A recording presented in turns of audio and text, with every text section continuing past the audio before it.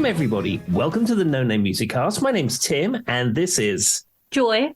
And this week, I'm going to start a little bit different to the show. I have two recommendations for you.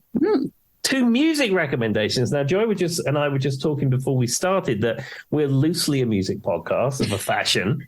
So something we dabble in. Yeah, once in a while. So I'd like to make two music recommendations for you. One, which is older, and one which is bang up to date. So the older one I'd like to recommend, this is old news, but I've heard it lots recently, and I was listening to it just before I connected to the call with Joy today. And that is David Bowie's Let's Dance. That track, Let's Dance. Now, of course, it's an amazing song. It has an iconic video, but co-written by David Bowie and Nile Rodgers, produced by Nile Rodgers. Omar Hakim is playing drums. Stevie Ray Vaughan is playing lead guitar on it. How can you go wrong with that? So if you haven't listened to it recently, Tim's telling you, go listen to it. Well, absolutely 100%. I was on my third spot from the McAdoo's World Tour, and as I was waiting to be seated, I heard it playing. And I heard it somewhere else recently, and I always say to Hannah, I said, this is such a good track. This is one that is a favorite of my husband, so I hear it a lot. Charlie loves everything David Bowie. I mean, who doesn't really? But this one is one I probably hear once a week, every week. I mean, Stevie Ray Vaughan's on it. Like, you can't really go wrong. What was it, early 80s when the song came out? Yeah, it's 80 something. I've got the... in fact, I won't give it a Goog. I will actually just give it an iTunes. How's that? Look at this. Let's Dance, David Bowie. That would be 1983. That was the same year my older sister was born. So there you go, everybody. What a banner year. Your elder sister and Let's Dance. Quality information people needed to know. They were burning to find out that fact. Exactly. So that was the older recommendation I had for you. Okay. The newer recommendation is this. This is Roger Taylor's live album from the Outsider tour. Now, Roger Taylor from Queen put out an album called The Outsider, and I think it was released not this year. I think it was last year. And Roger Taylor is incredibly prolific. Like, Brian May has really put out 3 solo albums. John Deacon played on one track that was not Queen. And then Roger Taylor has about 20 studio albums that he just makes for his own entertainment. Yeah. And he looks very much like not what you expect a rock star to look like. Exactly. So after releasing his album, The Outsider, he did a small UK tour. And it was in October it's actually basically just October in 2021. But this year, they released this 2 CD set. Now, I got this for my birthday, but I've been working my way through some new great music that I had, and I hadn't listened to it yet. And I was listening to the Rock Solid podcast, which is hosted by Pat Francis, and they had a Queen-themed episode, and this album came out, and I thought, do you know what? I've got that, and I haven't listened to it yet. So I listened to it today, and let me tell you, 70-plus-year-old Roger Taylor plays and sounds amazing on here. Well, and he has a wonderful kind of falsetto tone to his voice. So when he sings, I really like his singing voice. Yeah, I mean, if Roger Taylor was a singer in a rock band, that would be a great rock band. But I mean, he was the backing vocalist in the greatest rock band of all time. But that said, like you say, he has such a good voice. And like, he does a bunch of Queen stuff on here. He does I'm in Love with My Car. He also does a Radio Gaga. He does Led Zeppelin's Rock and Roll. He does Bowie, again's Heroes. He does Tenterment Funster, which is a Queen album track. He also does Under Pressure. But what's also great on here is on the last night of the tour at the Shepherd's Bush Empire, he's joined by Brian May of Queen, obviously, on the tracks Tutti Frutti and Kind of Magic. And it is very magic indeed. Kind of Magic is one of those songs I feel is very underrated on another note. Yeah, no, that is a great tag. But anyhow, I think this is available on your MySpace or how do people listen to music these days? 8 tracks. On their 8 tracks. Yeah, you go down a secondhand shop and you rifle through the cassette tapes and you will probably find this down there. Okay. Yeah, so it's definitely 8 tracks. And sometimes FM radio, but they have to have the antenna out the window to get it to work. So it's a little iffy. Yeah, absolutely. So however you're listening to music these days, this is what you want to get. I mean, I said I have the 2 CD set. And it also came out on vinyl, but I'm growing weary of that idea. Probably cost you an extra arm. Yeah, this was the cost of vinyl nowadays. This was $12, $13, probably $15, something like that. And if you want the vinyl, I mean, you'd have to sell your car to buy it now. And we found out that Roger Taylor doesn't actually bring it to your door, so we don't suggest it. No. If he did, then Tim would buy it. That's really the only way. Well, I mean, I funnily enough, I've met Roger Taylor, and when I met Roger Taylor, he signed a vinyl record for me. Oh, look at that, Tim. What record did he sign? It was a solo album he had out called Happiness. And I didn't have a record player at the time, but I bought it because I wanted to have something large that could be framed. And I had it for many years. And then I lent it to my friend Dion, who had it for about 2 or 3 years in his house. and then when I left the UK, there was a guy that used to go to the jam session many years. There's a guy called Keith. I can't remember his last name. His name was Keith. And he was the first person I ever knew that had a Brian May replica guitar. I'm going to assume it wasn't Keith Moon, just a theory. No, it's a quirky dude called Keith who used to come down the jam night. And he was a Queen super fan. And when I left the UK, I sold or gave away or donated all my stuff because, you move into a new country, you can't take everything with you. And I knew that he was a huge Queen fan. So I'd had it framed decades before that. And I gave it to him. And he was incredibly pleased. Oh, well, there you go. At least it went to somebody who really loves it. There you go. That's what I wanted. But there we go. Anyhow, that's a new section on the show. Recommendations. I wasn't expecting a new section, but Tim brought it right in. That's awesome. There we go. So anyhow, Joy, I understand you had some more questions for me. How's this panning out? Is it some kind of like Twitter opinion poll or something? How's this working?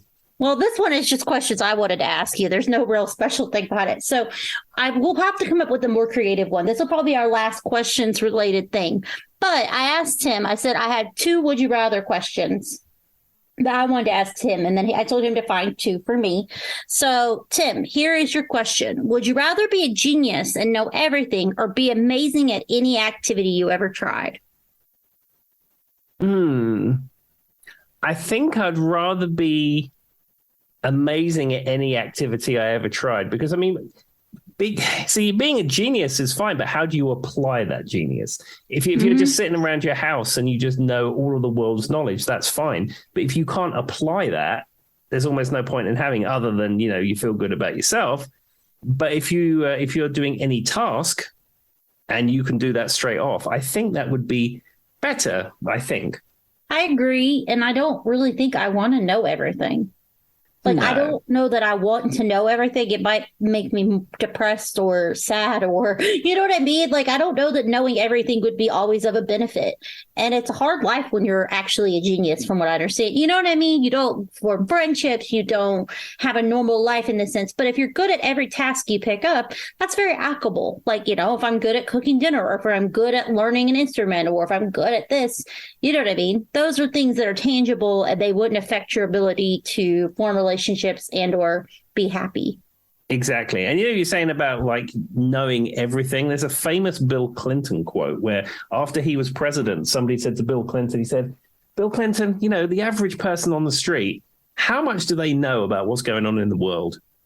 And Bill Clinton said, about 1%. And he said, okay, as prime minister, as president, wrong country, as president, how much did you know? And he said, about 2%.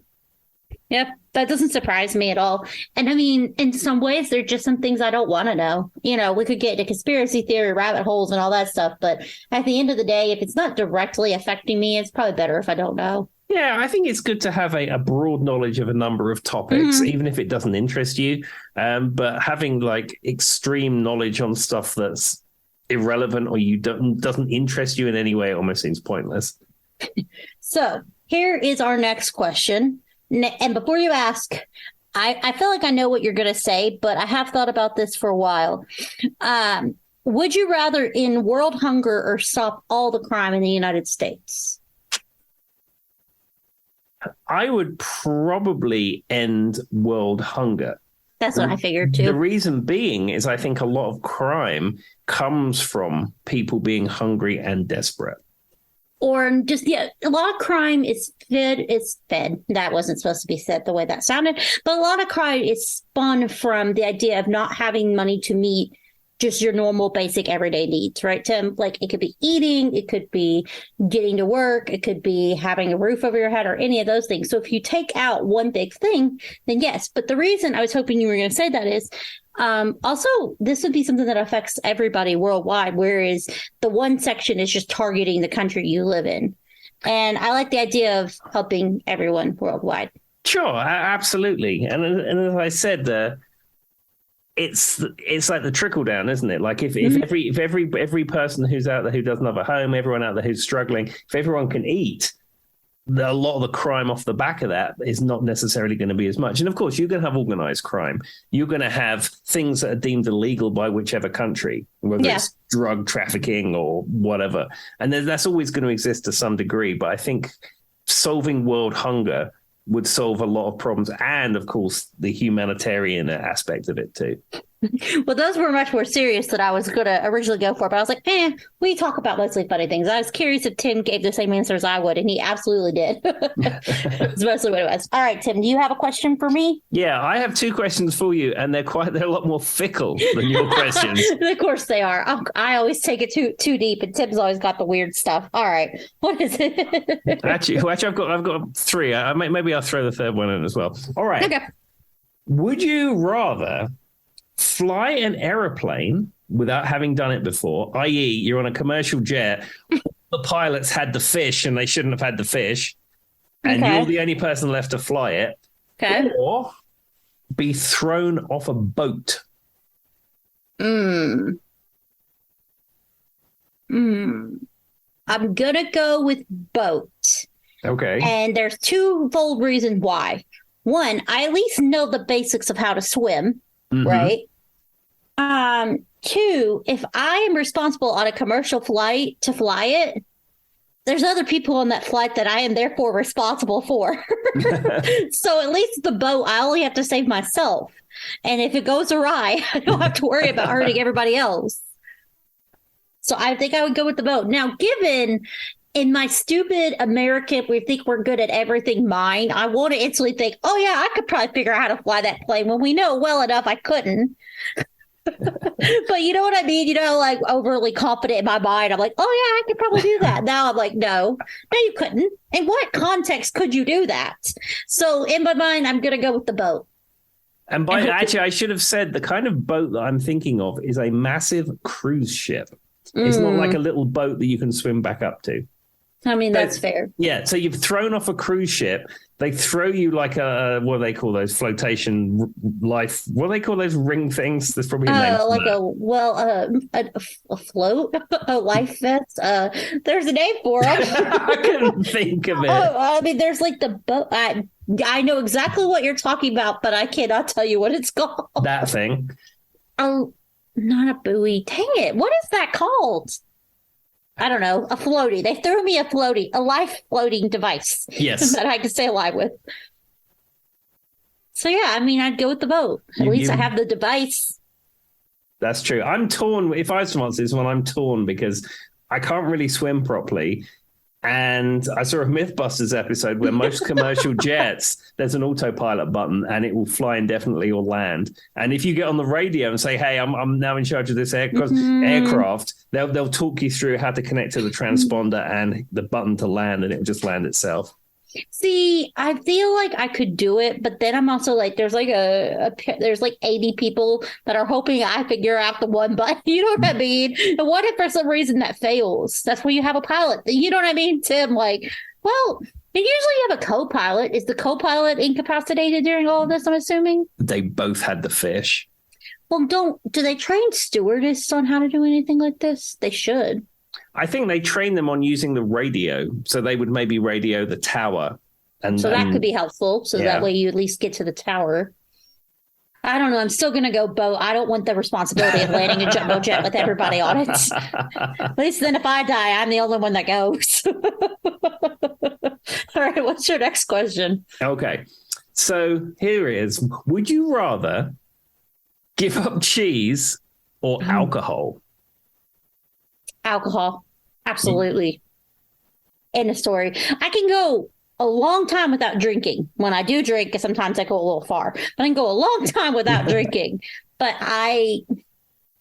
And dairy is a big source of protein for me, Tim, where I don't eat much meat. Mm-hmm. So, like, for me, at least I'm getting vitamin D and protein. What the heck am I getting out of alcohol? I'm literally poisoning my body. It's poison. It actually is poison. So, yes, absolutely cheese. I can't do it. Did you know they actually said that the addiction to cheese is like as addicting, if not more addicting than like some hard drugs like crack and heroin and stuff?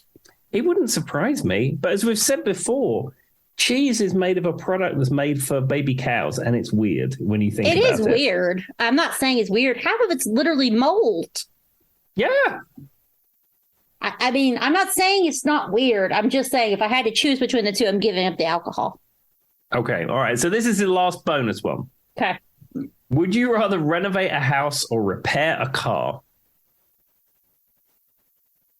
And by repair a car, I don't mean just slapping a air filter in it. I'm talking about dismantling brakes, changing spark plugs, gaskets. I'd rather renovate the house. Okay. Because I've watched enough HGTV. Going back to your Mythbusters, I think I'd have a better luck at renovating the house. Also, the house is a finite thing. And if I'm just busting a wall to make my kitchen an open floor plan, that's one thing. But if I'm fixing a car, it has a busted head gasket and the person takes the car and then they blow a rod and die halfway on the interstate. Once again, too many lives and responsibility. And we've also talked about my thing about that. I don't understand how cars literally work on explosions. And we've just accepted that. So combustion is very scary for me. So I'm going with the house. Okay. Well, there we go.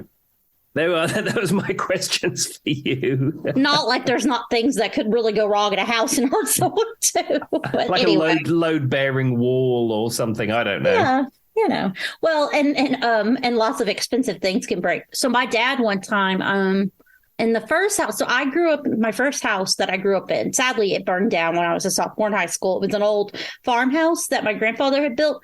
And he was in the attic one day and he fell through it. And half his legs were hanging out, dangling over my older sister's bed, while the upper half of his body was still above. And he had to pull himself up like that. It sounds like something from a slapstick film from the 70s. I still remember Stephanie was sitting on her bed. My older sister was just sitting there, and then we hear what sounds like a giant explosion from her bedroom. And I walk in, and my dad's legs are just dangling out over the bed. But thankfully, he caught himself, so he didn't go in. I mean, I might have just let myself fall. It's a bed. It might have been more comfortable. I don't know. But in his mind, he didn't know where he was falling, So he caught himself. But yeah, I don't even think he injured himself. I mean, maybe he stuck a little scratches, but he had to repair the roof. Oh, goodness me. There you go. So, yeah, renovations can be dangerous, too, is the moral of that story. But I'm going with the house. There we go. Well, good deal. Okay, so let's get into this week's topic. Now, as you know, some of my topics tend to be quite specific and a little bit, out there to some degree. But I mean, you too, Joy, the one that we did about last meals was equally a non-traditional podcast topic. Afterwards, though, Tim's like, that was a pretty good one. I don't know where that came from. My need for eating food. All right. What's the topic, Tim? Okay. So I have been recently watching a lot of music videos on YouTube. I've been craving that experience you used to get with MTV. I mean, we had satellite TV in our house very later on. And as I've said before, we had MTV Europe and you could put it on at any time. And 9 times out of 10, it would play a great music video. So I've been building a great playlist of songs on YouTube and I've been adding stuff to it. And what I've noticed is a lot of the videos that have been up there literally for decades get upgraded to 4K. Mm-hmm. So this week, in fact, or was it last week? Actually, it was last week. They upgraded Michael Jackson's Thriller to 4K. Yes. So this week's episode is going to be music videos that have been upgraded to 4K. See where this is going. I see a pattern here. Okay. So just to give you some background of what I mean by 4K. So any image on a computer or on a flat screen TV or anything like that is made up of pixels. And when they say 4K, what they mean is it has a horizontal display resolution of approximately 4,000 pixels. Now, it used to be the standard was 1080p for your high definition, and that means at least 1,080 pixels in a horizontal display. And as you'd imagine, 4K is almost 4 times the resolution of what was considered high definition.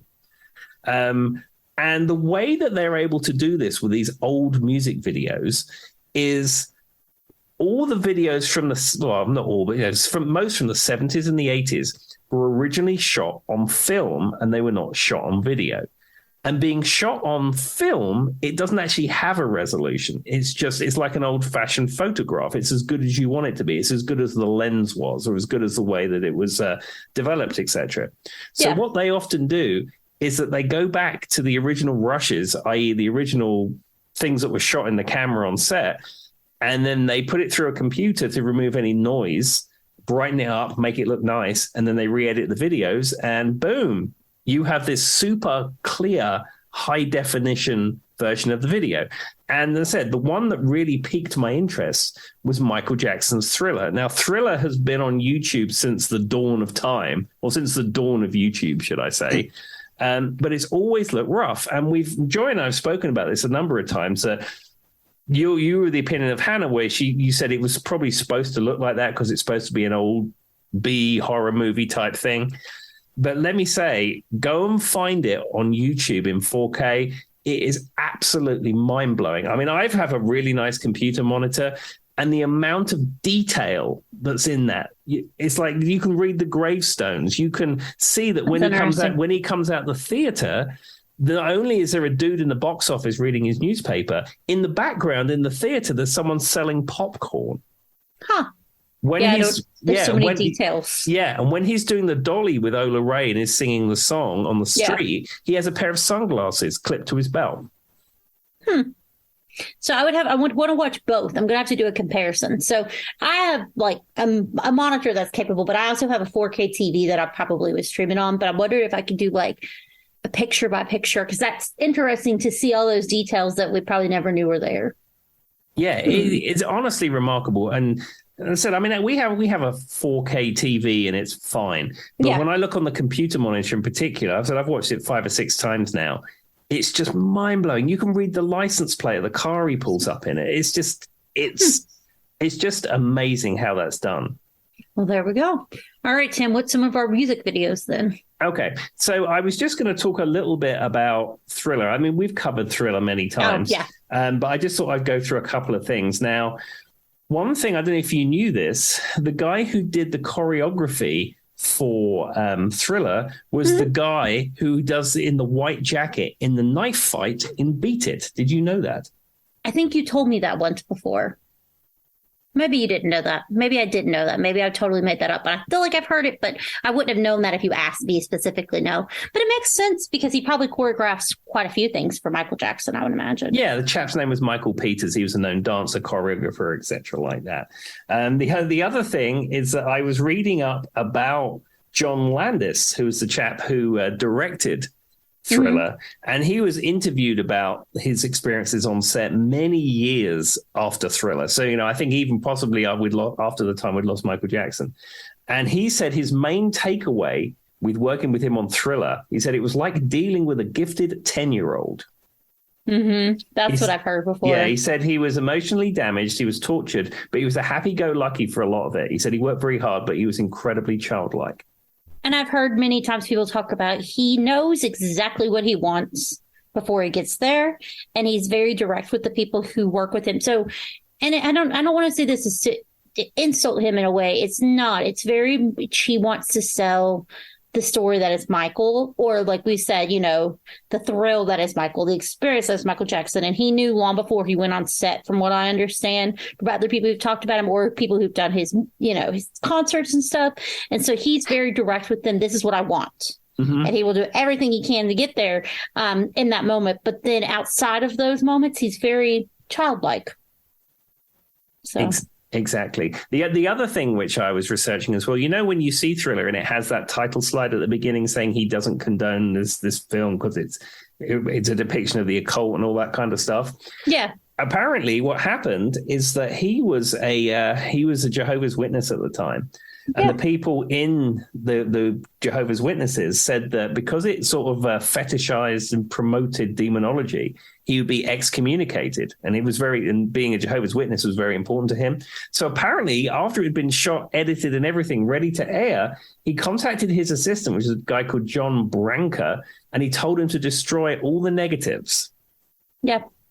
And apparently the production team were not about this, having spent weeks, months. Yeah, I'd probably be a little mad. $1 million and all that kind of stuff. So they locked them in a safe somewhere.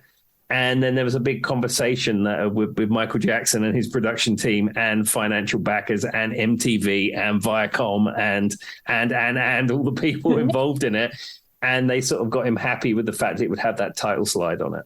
So I've heard that before. I think my mother maybe, or my love of pop-up music videos said something along those lines. I knew that the thing at the beginning was because he was a Jehovah's Witness. I didn't know all that. I know that even as a kid, he was out like peddling like literature. Did you know that? Like him and his family would go out and hand out things as a Jehovah's Witness.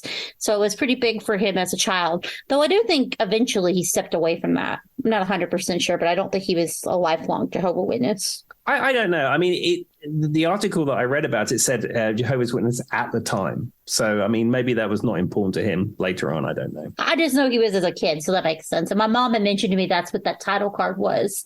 Or maybe we talked about it when a pop-up music video thing happened or something.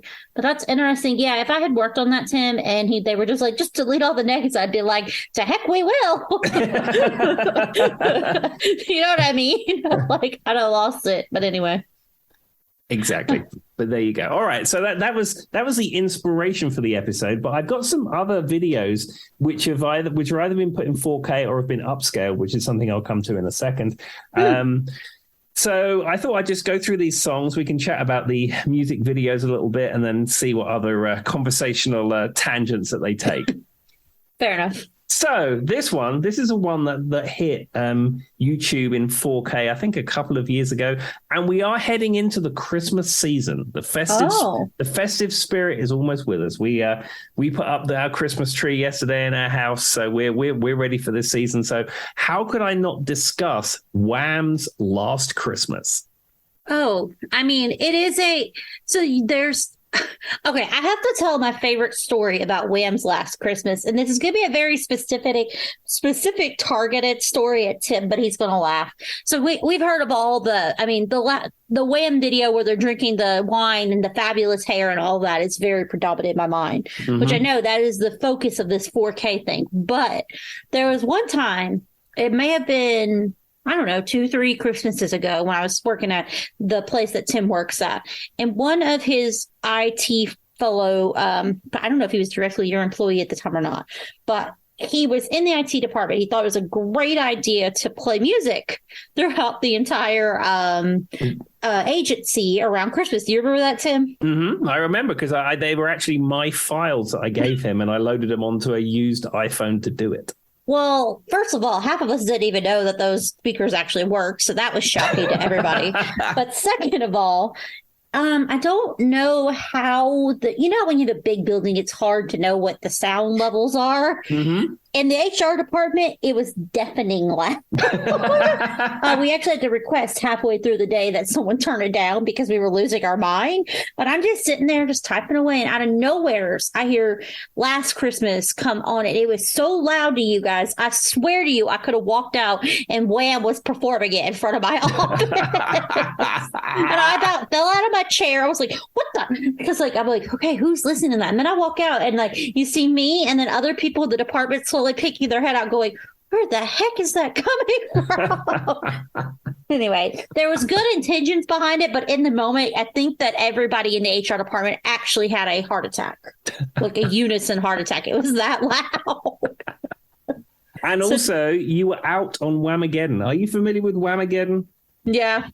So for people who don't know what Whamageddon is, the idea is to go through the entire festive season and not hear Wham's Last Christmas. I've already heard it. I can normally do it if I want to, because I don't really listen to the radio and I don't really come across it unless I put it on.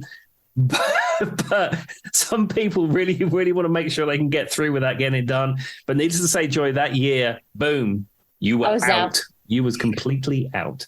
And see, I don't even mind the song. I love Wham. I love me some George Michael, some Andrew Ridgely or whatever his last name was, Ridgely. What Tim said. I mean, I love it. I do. But that day I about had a heart attack and now I can't hear Last Christmas without thinking of that moment. Anyway, back to the 4K music video. there we go. So anyway, it was shot on film. It was directed by a chap called Andrew Morahan. And it was shot in Saas-Fee, Switzerland. And the interesting thing about the 4K upscale is that they had the original rushes shot on 35 millimeter, and they took it to a place in London that does all that kind of stuff, and they redid it, and made it all look super fancy. However, the bits at the very beginning, when it's panning across the skyline, they didn't have the 35 millimeter prints for that. So if you watch it, the first 30 seconds of it looks poor compared to the rest because they just didn't have it. No, well, I mean, their best effort was there. Exactly. And it also has Pepsi and Shirley in the video, if you know who Pepsi and Shirley are. Not a clue what you're talking about. I mean, do you mean Pepsi like the drink? No, the singers Pepsi and Shirley. What the heck are Pepsi and Shirley? So Wham had backing singers called Pepsi and Shirley. I've never heard that before in my entire life. They were called Pepsi? They were called, well, one of the people was called Helen. Her nickname was Pepsi DeMac, I think her name, and Shirley Holliman. And they were known as Pepsi and Shirley. Are they the two girls like sitting at the table with them, or are they just randomly? Yeah. I learned something new. I didn't know those people. Not a clue. Yeah. I've never heard that before in my life. Shirley has the blonde hair and Pepsi has the dark hair. What the heck are Pepsi and Shirley? And why should I know who these people are? I've never heard that. And then they had their own pop career after the fact. Was this a UK thing? I would imagine so. They were the product of Stock Aitken and Waterman, which was the same production team that originally bought you Kylie Minogue and Jason Donovan and all that kind of stuff. Yeah, that sounds like a very, I hate to say, it does sound like a British thing. So maybe that's why it's not registering with me. But yeah. Okay. So they're the woman sitting at the table. You've got the dark haired one, the blonde, and then they like pay in and they're all drinking their little drinks or whatever. Yeah. Huh. Well, now I know. I had no clue, everybody. There we are. So when this recording wraps, Joy, I want you to pull up the song Heartache, which is their big breakout hit of Pepsi and Shirley. And that is some 80s UK pop, if I ever heard some. Is it classic pop is what you're saying? No, it was like a middling hit. But I think to expand your musical horizons, you should listen to some Pepsi and Shirley. If you guys heard that, that was me taking out my little thing so I could write this down. I'm writing it down. Tim's watching me. And also Pepsi and Shirley are name checked in the Alan Partridge audiobook I Partridge. Of course they were. For our Partridge fans like Phil, for example. The one. There's always one. All right. Pepsi and Shirley. Well, there we go. Not a clue. Never heard of them. Okay. All right. So let's move on to the next track. Now, this one is the target of many jokes. It's the target of many clicks. And it even has its own name when you do this. And this would be Never Gonna Give You Up by Rick Astley. Now, as many people know, there's a thing called Rick rolling, where, for example, you would maybe send someone a link and said, hey, there's some hot girls, click here. And then you click it and it opens up, Never Gonna Give You Up. We had a Rick rolling number we set up at work. If we wanted to dump calls, you dial like whatever is 7100 or whatever in the phone system, and it would play Never Gonna Give You Up. It's a thing. Yes, and Tim was very excited as soon as they set that up. He called me when I still worked there. It was like, Joy, type this in your phone. I typed this in my phone, and I was like, I should have predicted that. Should have predicted that.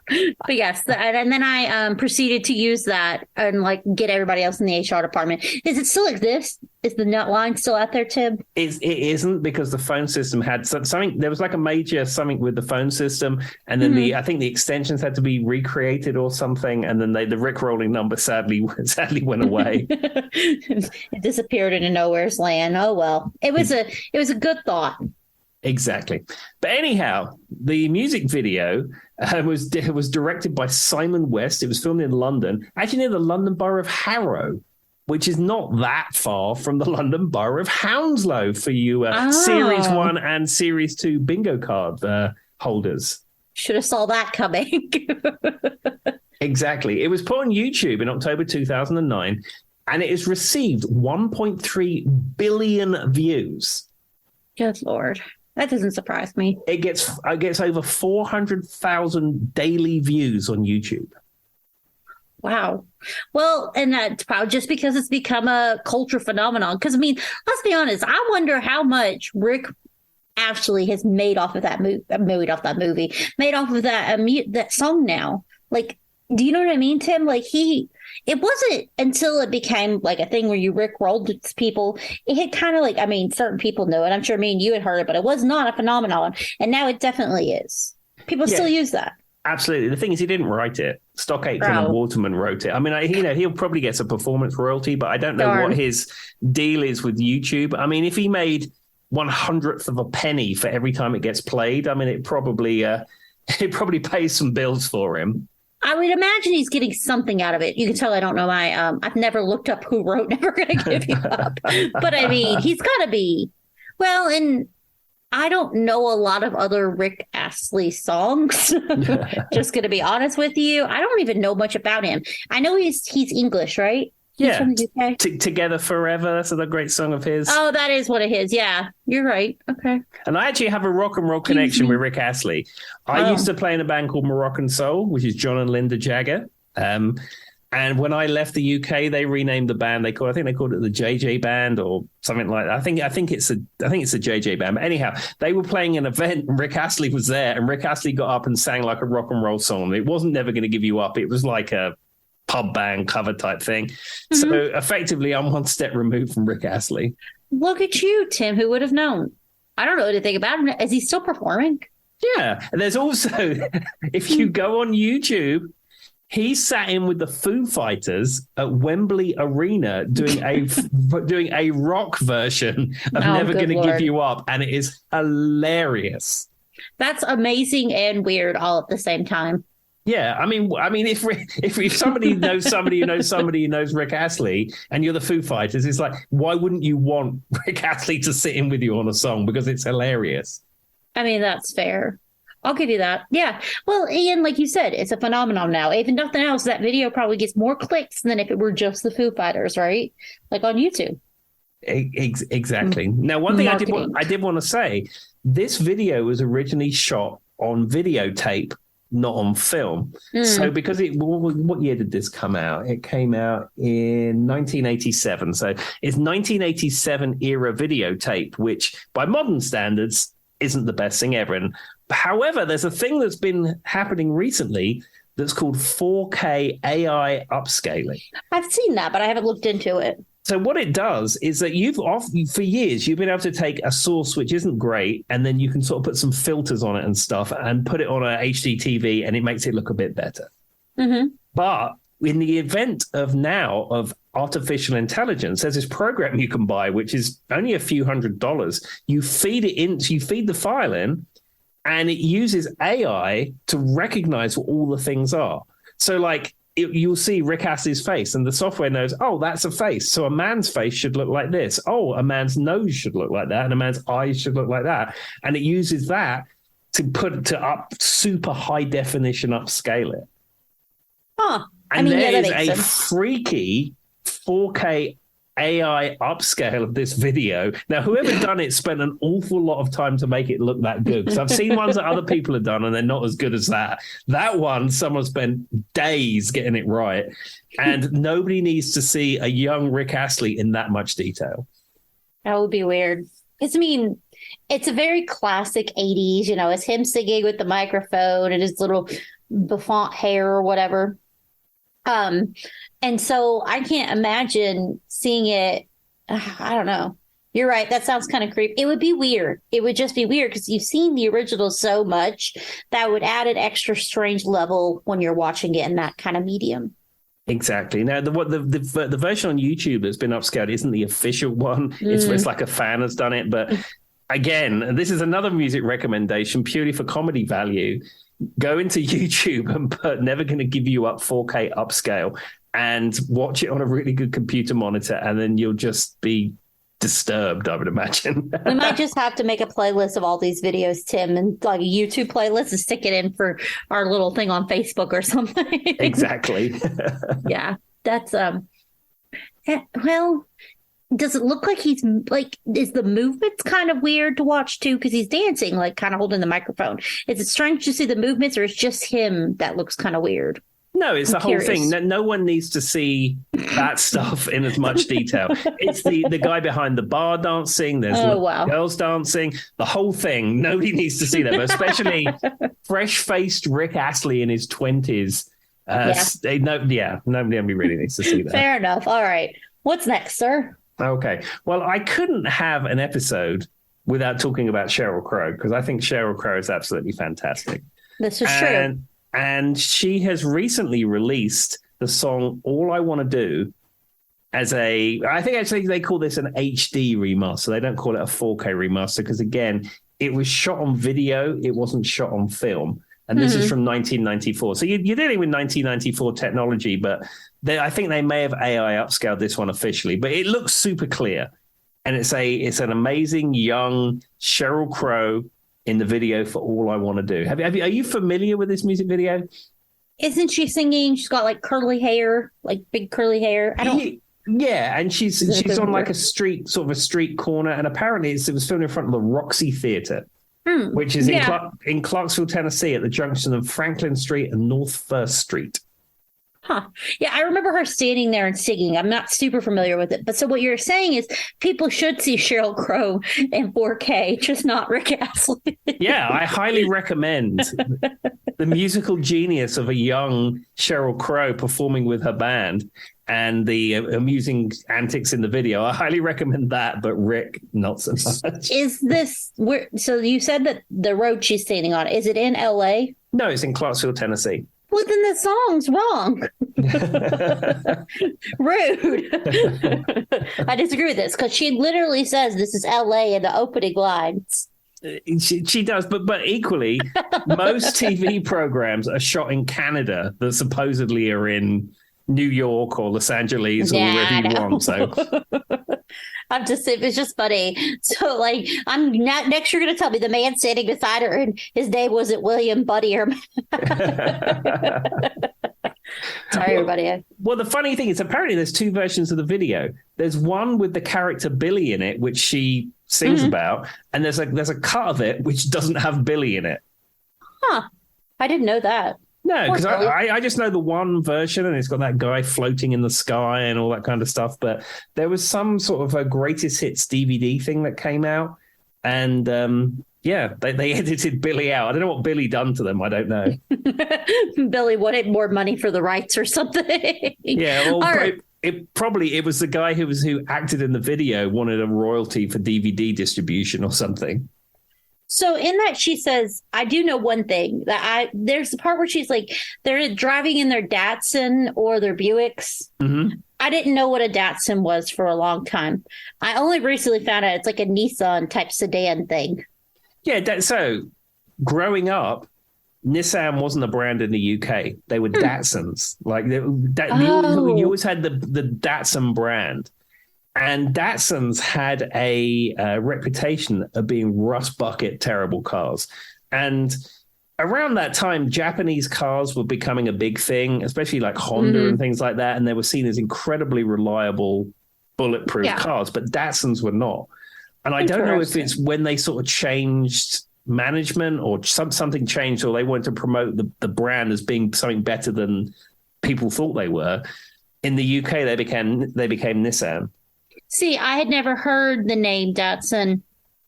I think maybe not even until this song one day, and then I Googled it. I was like, oh, it's a Nissan. But I mean, and, you know, Nissans don't really have that great of a reputation here either. They're kind of known as, you know, low-cost vehicles either way. But I know they're from Japan, and like you said, Japanese vehicles sometimes get a lot of not necessarily, that's not the word I was looking for. They're supported because they supposedly last forever, right? Mm-hmm. So, I mean, I guess they're probably becoming more popular, but it's not a major brand. But I had never heard Datsun until I heard this song. And it was interesting to me that she said it, because it's maybe I'm just behind the times, but it's never a term I'd heard in America. Well, there we go. I'm glad that Sheryl Crow was able to bring you some automotive history. I'm sure that I was probably the last to know. It's probably a common fact for most people, but not for me. All right. Anyway. Yeah, maybe if you want to find out about a Morris Minor or an Ital, or I don't know, some other Mini Metro or something like that. I don't know. Just give Sheryl Crow a call. She'll be able to tell you what you need to know. Who knew? Maybe she's really into cars, Tim, and we never knew. I know she drives a Tesla now. I do know that. I know she knows how to ride horses, like literally ride horses. There was a thing I watched where she was doing a horse riding thing. Sheryl can do anything. She can do no wrong in my eyes. Tim's like, of course she could ride a horse. Why would you even question that? Well, I mean, she plays like, what, 5 instruments or something? Yeah, I mean, you know, she writes songs, she plays keys, she plays bass. She's a really good bass player. She plays guitar. Yeah. Plays the piano. I mean, I guess if you separate keyboard and piano, those could be 2 instruments. And then I know she plays bass and she plays guitar, and she writes all of her own music. And to be fair, she has one of those voices that is kind of in their own genre. It's like a mix of like what you think of when you hear pop music, but you also hear kind of a folksy country sound. Yeah, it's like a rootsy kind of sound. I tell you what it's like. It's almost like the Black Crowes. Yes. But with more of a pop edge to it. Yeah. So there's a few artists who do this where it's kind of hard to narrow down what genre you want, because it's like she incorporates a little bit of all genres in her music, right? Mm-hmm. But her voice itself has that kind of a mixed sound as well. And that's what makes her stand out so much. You know, we joke about, you know, she's so great. She really is great. But it's very interesting because she can't be tailored down to one genre. Exactly. There's my theory on Sheryl Crow, everybody. Thank you for coming to my TED Talk. I got into it for a moment there, but it's true. It really is. Exactly. But there we go. All right. Well, let's move on to another one. So this one is from the year 1987. And this is Whitney Houston, I Want to Dance With Somebody. Now, I've seen this video many times when it was on TV originally on Top of the Pops, and I've probably seen it on MTV when we had that, and I may have come across it a couple of times. But when I was researching this episode full of videos, this one came up on a lot of different like playlists I was looking at and things like that. And this, again, has been upscaled to full 4K resolution, and it was done on the 35th anniversary of the Whitney album. And it currently has 377 million views on YouTube. But again, this was shot on film, but I watched this on my monitor, and this may be the best one yet. I don't think you could make this kind of stuff look better than this if you tried. Whitney looks amazing. Mm-hmm. Whoever shot this really knew what they were doing with lighting and all this kind of stuff.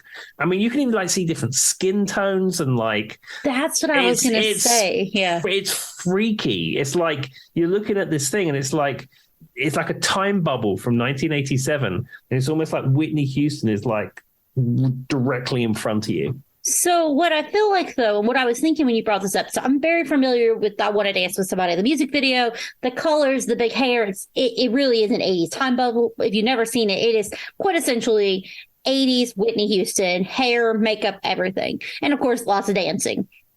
It is one of my favorite Whitney Houston videos, but I would imagine the reason it does so well is because of how it was shot. Think about all the colors and there's just something, it's almost like a saturation. Mm-hmm. It's like a high point. And so if you took that and you upscaled it, like you're saying, I can imagine all those colors, everything would pop so well that is like the quintessential video you'd want to do this with. Yeah, and as I said, I really recommend people to go and watch this because it's just like it's a complete time capsule. And Whitney looks amazing in this video. She really does. Yeah, it's her that is like Whitney Houston's like high for me is in her videos. I wanted it like in this kind of video, in this kind of thing, because I really think that she was also really, obviously we know she's like the best voice of all time, blah, blah, blah.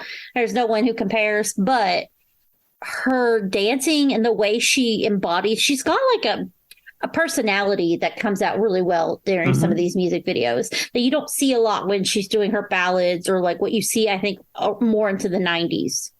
Exactly. And she's got, I think, like you say, her personality, the joy in her face just comes through.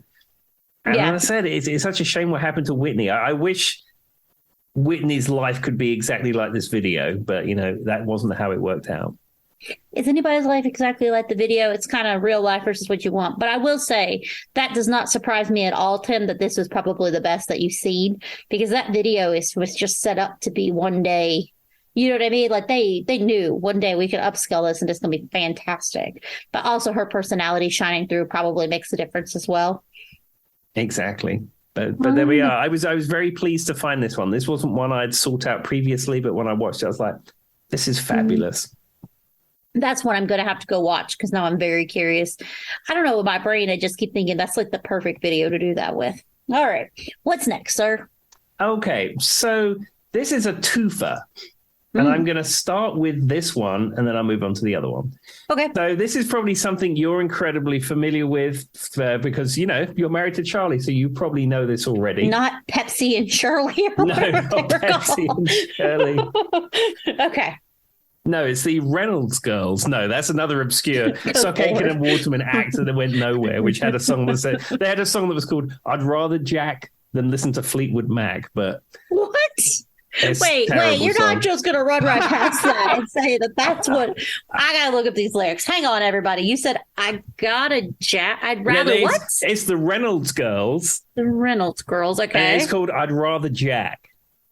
I'd rather Jack. Yeah. Oh, gosh. Oh, he's telling the truth. I'd rather Jack. All I want to do is have a good time. Then went away and took our house away. This doesn't even rhyme. Don't ever ask for our opinion. No, don't get a say. Wait a second. AM, FM, all that jazz. We'd rather sing along with Yaz. Yeah, Yaz and the plastic population. That is the worst use of rhyming I've ever heard. Oh, there it is. Good oldies, Rolling Stones. We don't want them back. I'd rather Jack than Fleetwood Mac. Like, do they mean like? So it's like a play on they like old rock music? No, it's the opposite. They're saying they'd rather Jack, i.e., do fancy dance moves and listen to the latest tunes than listen to old music. What the? No heavy metal, rock and roll, music from the past. I'd rather Jack than Fleetwood. I can tell you why this didn't go anywhere.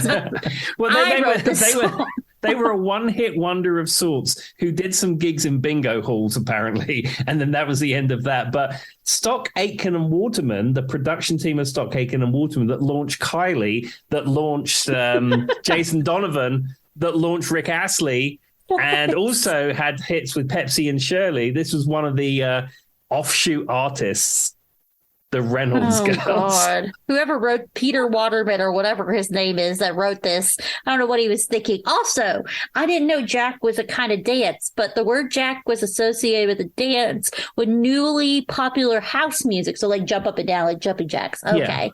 Yeah, never heard that term either. All right. Learn something new every day. I can tell you guys right now, I'm not going to go find that song. You All should. right. It's terrible. You should listen to it. I might do it I might actually do it. That's like who would say, well, and also Jack and Fleetwood Mac doesn't really even rhyme that well. Like, there's so many issues. The rhyming in that is so bad. All right, I forgot what we were talking about. Where were you going with this? 4K music videos, Joy. That's what we was talking about. I thought this was a car episode because I spent 20 minutes talking about I didn't know Nissan with my dad's son. All right, what's the music video? Okay, so you're probably familiar with this. This is Weird Al Yankovic and Eat It. I am very familiar with that, yes. Was you aware of the 4K recently uploaded remaster of it? No, but that doesn't surprise me because that seems like something. There's a lot of Weird Al has so many different things going on in his music videos. Once again, it's kind of like the perfect thing to upscale. Yeah. So what happened is that, again, been on YouTube for years and years and years and millions of views and all that kind of stuff. And there is a Weird Al Yankovic biopic, which is now out if you have a Roku TV or something. It's apparently complicated. It's reasonably complicated to get to, but it's out there if you want to go and see it. I haven't had a chance to see it yet, though. Charlie watched it and says it's amazing. Yeah. So I really do want to see it. So when he was on his most recent tour, he had all the rushes from this because it was shot on 35 millimeter digitized. And as part of the biopic, there's a scene where they reference Eat It. And then they digitally put Daniel Radcliffe's head in the video, which, you know, with modern technology is relatively straightforward to do. But because he had it all digitized, when he was on his tour this year, in his spare time in hotel rooms, he re-edited it himself. So he had software on his computer, he had all the files, and he just rearranged all the cuts in 4K resolution and then uploaded it to YouTube himself. And again, I've seen that video 1,000 times, and you see the 4K version of this, and there's like little nods that you would never, ever notice until you see the upscale version. It's like finding little Easter eggs that you didn't know existed. So you said that about the movie. You know his song, Don't Download This Song? Mm-hmm.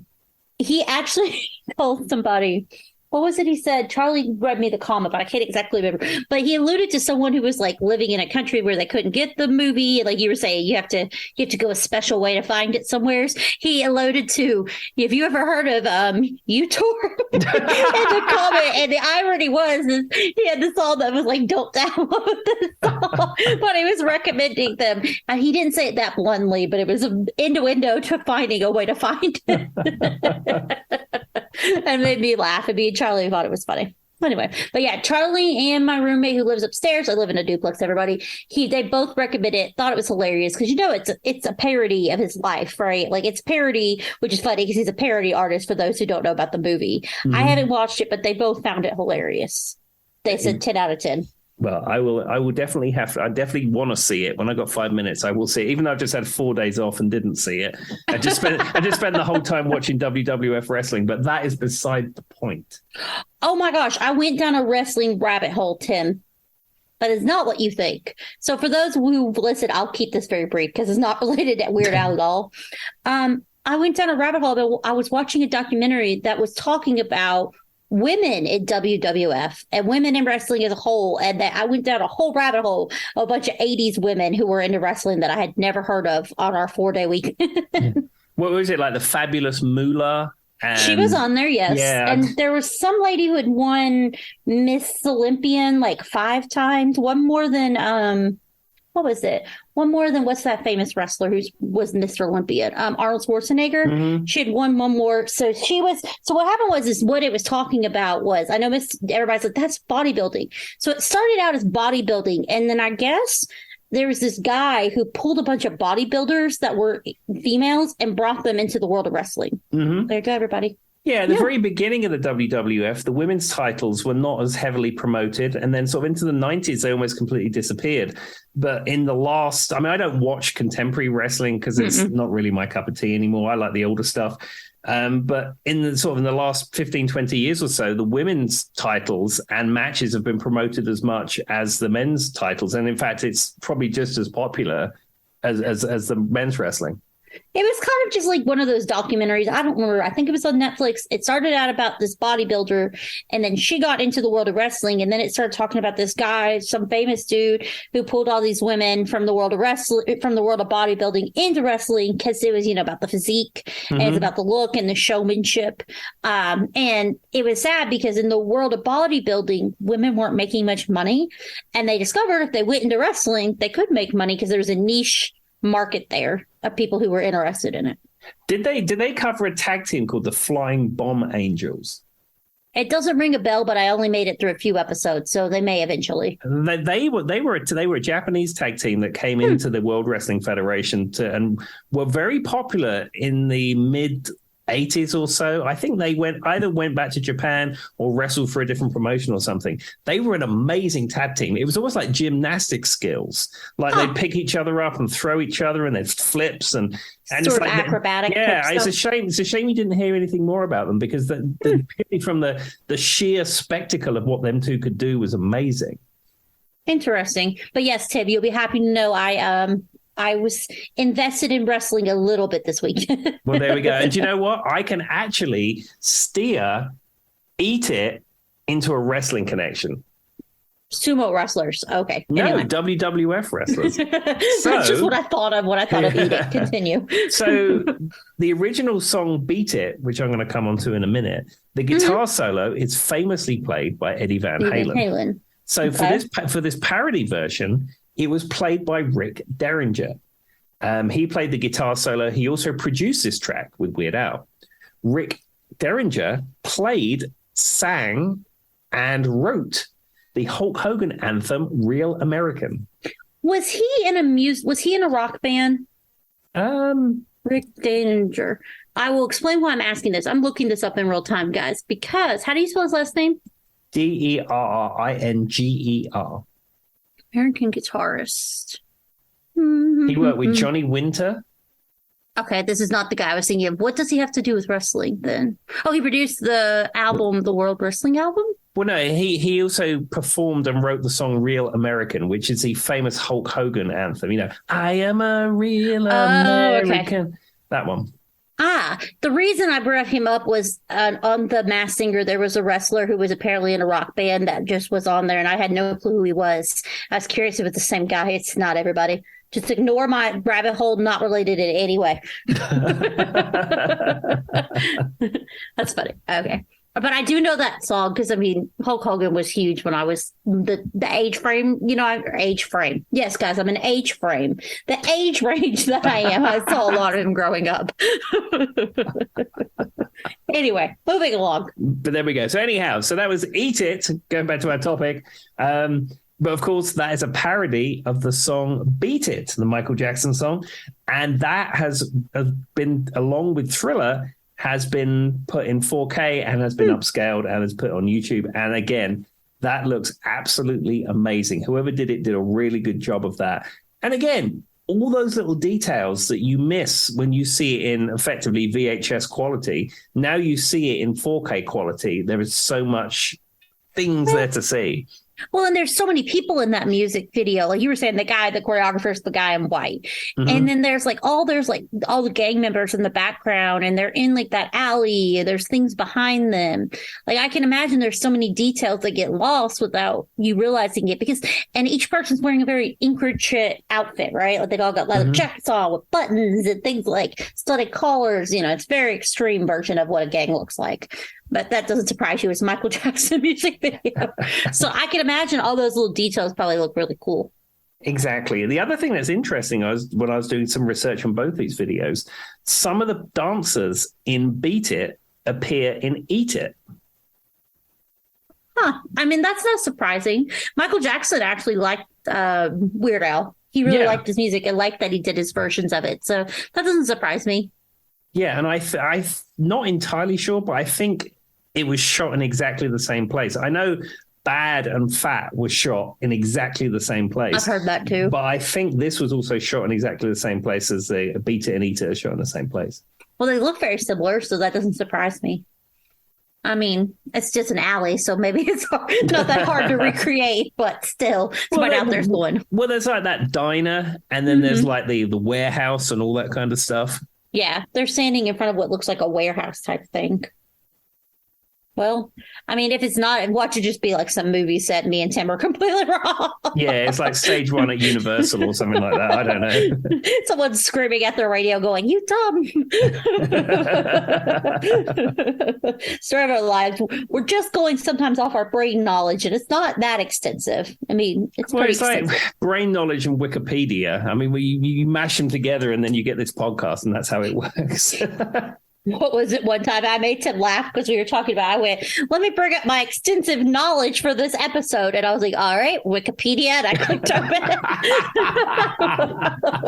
it. Pray that no one's wrote anything wrong in here and we keep moving. Well, they've actually gotten more particular about, I had a professor who talked about, whenever everybody's like, don't use Wikipedia, never use Wikipedia as your source, blah, blah, right? Mm-hmm. Obviously, in academic situations, that's different. But he actually talked about over time, Wikipedia started building in better parameters than other major websites because they got that reputation.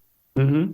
So he's like, they actually now look a lot better than some of the stuff they were telling you to use back in the earlier days of Wikipedia because they worked to try to push away from that reputation. Exactly. And I've tried to make not stupid edits, but I've tried to correct things on Wikipedia, and then it won't let you do it because, this is not verified by blah, blah, blah. Tim was trying to put his name on there and something about him being twice removed cousins with ABBA or something is what Tim was trying to add to the Wikipedia article. I know it. I think I am on there because is my friend Kirk Farmer still got his page? Kirk Farmer, musician. No, they've pulled his page. I used to play music with a guy called Kirk Farmer, and he had a Wikipedia page, and I was listed on there as a collaborator. So I thought for a second you were going to say, I think I'm on there, and you pull up the ABBA. I'm like, really? What?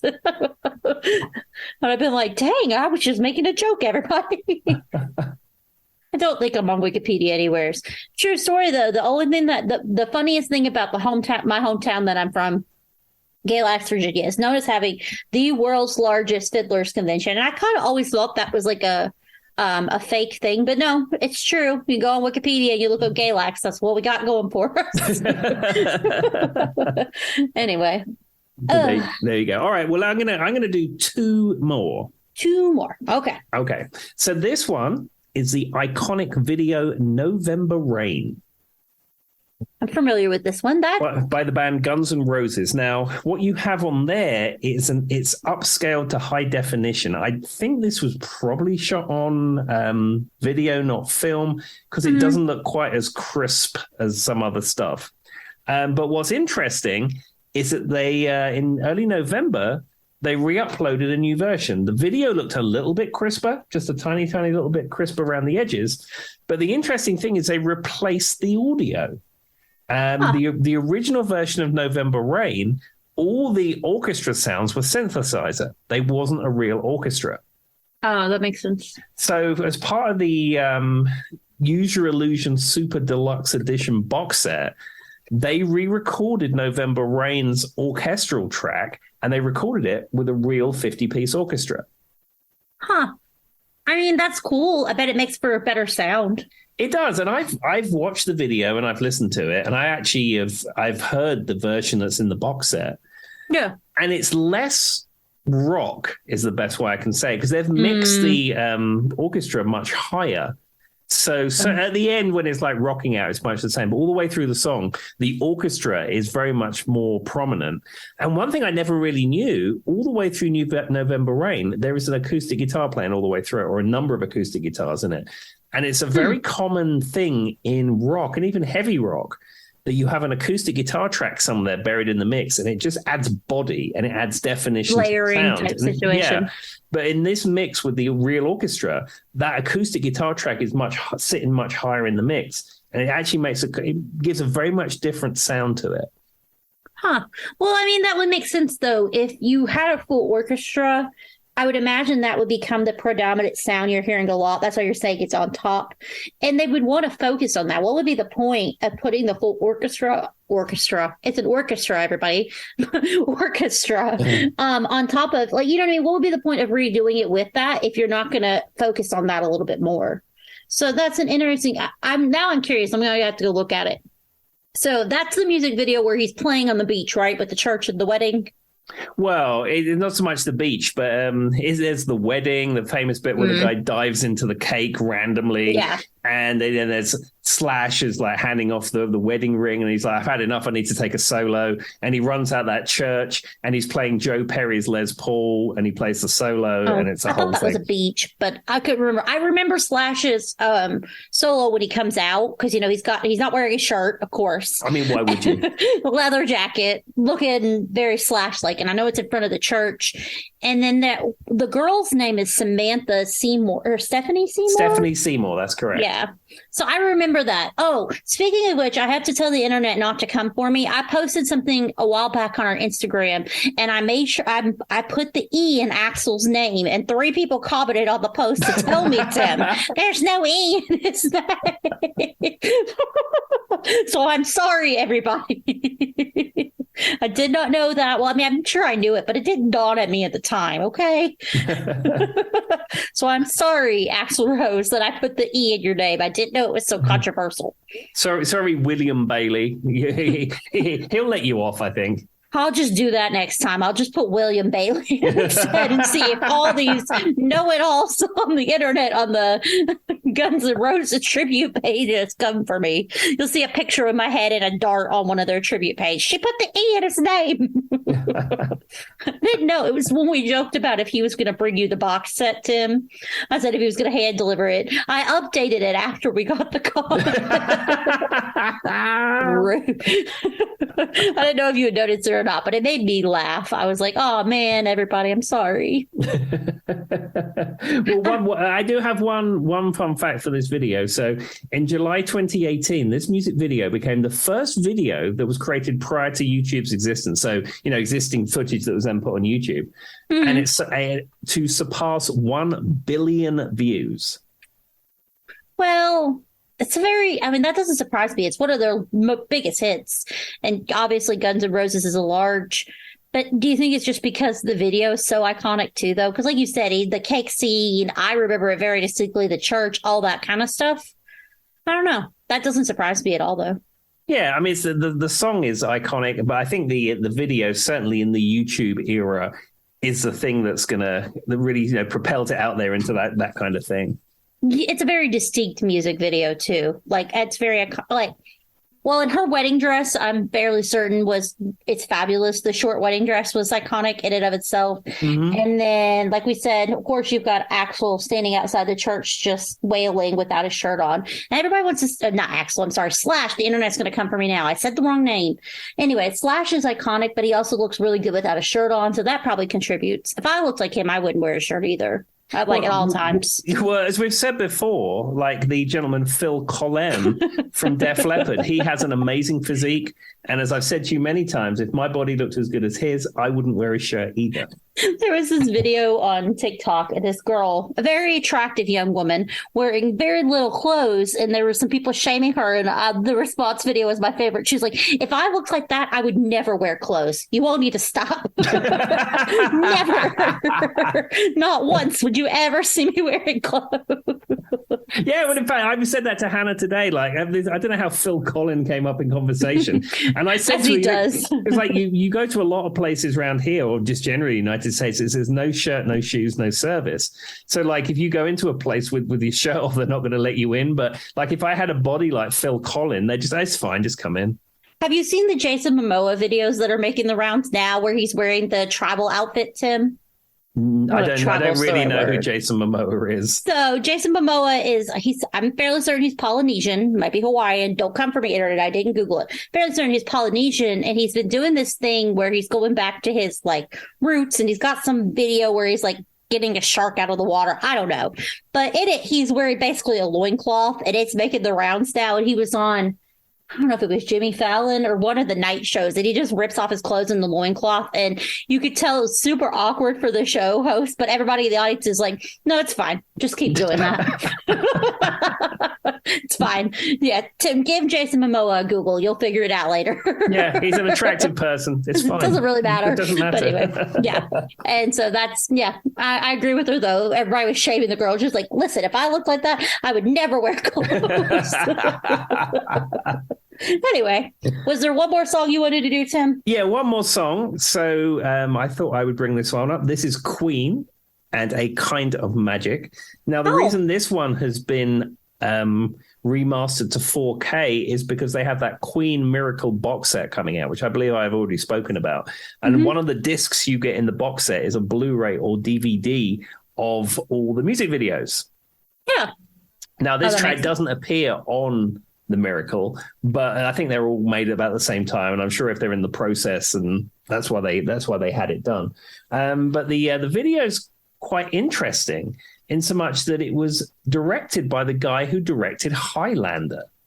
Huh, I didn't know that. Because as you know, the Kind of Magic album serves as a sort of unofficial soundtrack for Highlander. Yeah, I've heard that before.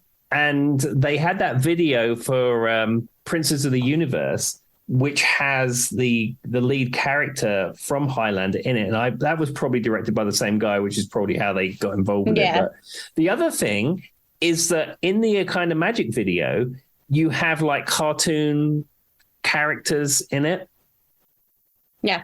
And those cartoon characters were actually done by Disney. Huh. Yeah, because I was going to say, they're like blue kind of looking, and they're wearing bright colored dresses, right? In the Kind of Magic, because like Freddie's singing in front of them, and they're providing what kind of looks like a backup singer situation. No, the Kind of Magic one is where they're all like dressed as homeless people in a theater. Okay, then I'm thinking and then there's like all this video. magic happens, and then they become Queen performing. Well, now I really got to go look, because I'm thinking of the wrong music video. Yeah, it was. Yeah, it was shot at the Playhouse Theatre in London, and I think at the time the theatre was not being used, and apparently there was no heating there, and it was very uncomfortable and very unpleasant to be in there, apparently. Well, I mean, that might explain why they're dressed as homeless people. Yeah. They're probably trying to keep themselves warm. I don't remember that. Now I really need it, because I thought there was like 3 characters, right, that are like blue. Are they go crazy? Yeah, so what happens is Freddie Mercury comes in and he sort of puts this magic, and then the other 3 who are homeless people then all become rock and roll superstars. Okay. Nope. Nothing. Got nothing. Don't even recognize what Tim's talking about. All right. Well, now I really got to go find it, because I want to see. So I'm guessing all the homeless people are like Roger Taylor and Brian May. May and John Deacon. That's correct. And needless to say, the Reynolds girls are not involved in this. What do you mean? They only want to jump in house music. They don't want to hear rock. Yeah. I don't think they diss Queen in their song, but they're not very kind to the Rolling Stones or Fleetwood Mac. See, I would have. That's like the opposite of, the Billy Joel song where he's singing about I'd rather have old school rock and roll. Mm-hmm. They literally wrote the opposite song. Like 110%. And there's a reason why theirs was not one we're still talking about to this day. What in the world? So was it a hit in the UK for a while? I didn't really think this was going to turn into a Reynolds girl tribute. I'm going to look on the Wikipedia right now. Reynolds girls, the single, I'd Rather Jack. It reached number 8 in the UK. How? Number 6 in Finland, 6 in Ireland, and number 43 in Australia. Jesus. How? I don't understand. Those are some of it's just so weird. All that jazz we'd rather sing with Yaz. Seriously? Seriously? But listen to this. It says, after their brief success in 1989 with I'd Rather Jack, the Reynolds girls were dropped by the label. They disappeared from the music industry. A second single, Get Real, was released, but has failed to chart, and the duo have not made any real media appearances since. In the documentary about PWL, which is a record label, that aired in 2012, the people interviewed admitted that the single was indeed a tongue-in-cheek response to critics, And it did in part ruin the siblings' career after they recorded it. They were sisters. Yeah. It is unknown what happened to them, and they said they could not be traced for a 2012 PWL reunion concert. In 2013, ITV, which is a TV network, started a search for the sisters so they could appear in a commemorative documentary about Stock Aitken and Waterman. As of 2022, their whereabouts remain unknown. If I wrote that song, I would go into like the witness protection program or something myself. So that doesn't surprise. I mean, how could they have literally thought putting this, like, in my mind, when they were in the recording booth or whatever, and they were putting these lyrics, you know, into the music and putting it out there, and never once dawned on them this would not age well. It was throwaway pop from PWL, who thought that they could market some stuff with these sisters, and that was the end of that. I mean, they're not writing Queens at Night at the Opera. They're not. It's not Fleetwood Mac's Rumours. It's not Elton's Goodbye Yellow Brick Road. It's a throwaway pop song from 1989. Yaz in and of themselves were one-hit wonders. It was only that one song, The Only Way Is Up or something, right? Yaz and the Plastic Population. I think Yaz had some other hits, I think. That's the only one I know. I mean, I know that one song that's like The Only Way Is Up, but they're kind of, I think, more of a British thing too. But still, I just have an image of them writing, and they're like, yeah, that lyric makes perfect sense. That's perfect. Like, so does PWL mostly do pop music, I'm guessing then? Well, back then, but like PWL, Pete Waterman Limited, Stock Aitken and Waterman, they were a powerhouse production songwriting team. And as I said, all those other artists that they came out with, it's just like the 80s pop charts in the UK. It was just PWL artist after PWL artist. It was just a thing in the 80s. Bananarama is the only person I've heard used in reference to PWL. Yeah, they were them. They were with them too. I think that was just because I looked it up on an episode or something. Okay, well, that had nothing to do with the Queen song we were speaking of, but glad to know I learned about the Reynolds sisters tonight.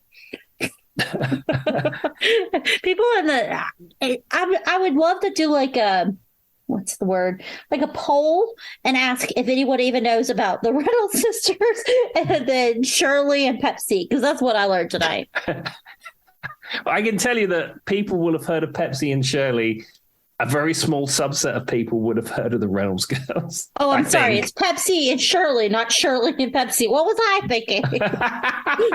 God. It's like the same person who put the E in Axl Rose's name. All right. Do you have anything else for the people, Tim? I would just like to say I'd rather listen to Fleetwood Mac than the Reynolds girls. I think so. I think the worst part for me is like, I can't imagine putting that in writing and knowing how popular Fleetwood Mac was and thinking, this is the song. This is the one I want to put out to the world. Anyway, with that, be kind to people. Bye-bye. See you later. Bye-bye. Tonight, another day tonight.